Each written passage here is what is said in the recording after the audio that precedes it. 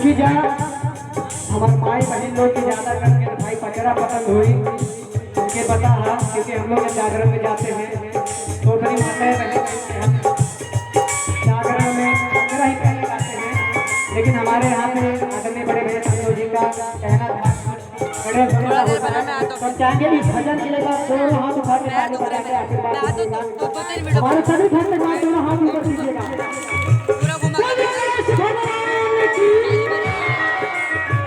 आई जा हमार माई बहन के देखा करनी चाहिए जब तक अपना उनका मन के गीत ना हो जरूर तब तक ये लोग काम एनर्जी में रही है। लेकिन हम देखी कैसे एनर्जी में करता नहीं जा देखा तरह जा भैया और मिलिया के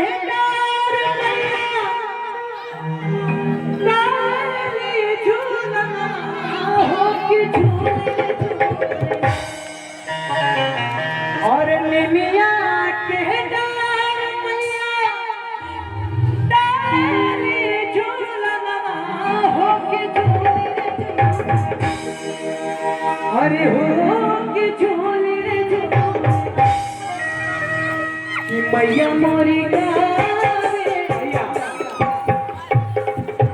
कि मैया मोरी गावे लिख दिया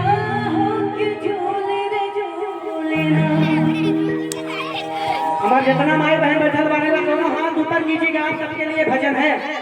और निमिया के डार मैया डारी झूलना के झूली रे कि मैया मोरी गावे लिखतिया के झूली रे झूलना कि मैया मोरी गावे लिखतिया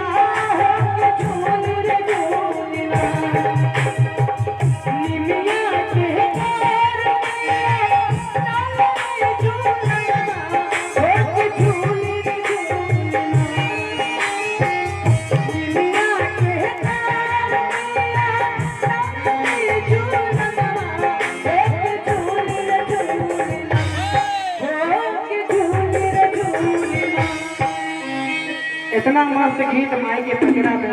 आप सबके सुनाओ ताने जब तने हथवा उठाओ कंजूसी बनी जरूर अरे दोनों हथवा ऊपर करब जा